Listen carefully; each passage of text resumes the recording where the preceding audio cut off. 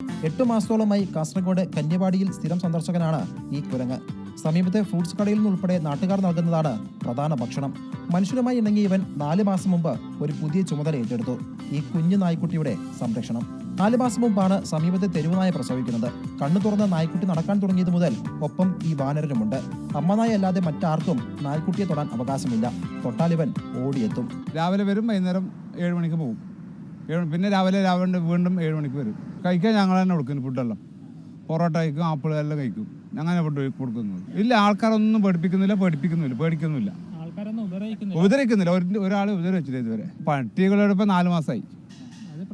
പ്രസവിച്ചവര് പിറ്റേ ദിവസം തന്നെ എൻ്റെ നായി അവരെ കൂടെ തന്നെ. നായ ശരിക്കും നോക്കുന്നവരാ. അല്ല, ഒരാരും ആൾക്കാരെ അടുപ്പിക്കാൻ പറ്റുന്നില്ല.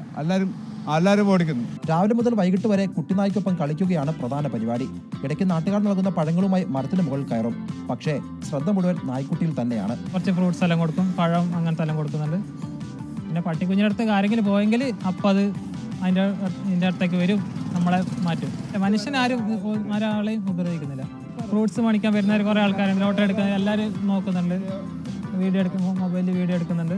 നായ്ക്കുട്ടിയെ തൊട്ടാൽ ചീറിപ്പാഞ്ഞെത്തുമെങ്കിലും മനുഷ്യരെ ആക്രമിക്കാറില്ല. നാട്ടിലെ കുട്ടിക്കൂട്ടത്തിനൊപ്പവും വാനരൻ ചില്ലാണ്. സ്നേഹബന്ധങ്ങൾ മുറിഞ്ഞു വീഴുന്ന കാലത്ത് ഇവരുടെ അപൂർവ സ്നേഹം കോട്ടം തട്ടാതെ നിലനിൽക്കട്ടെ എന്നാണ് നാട്ടുകാരുടെ ആഗ്രഹം.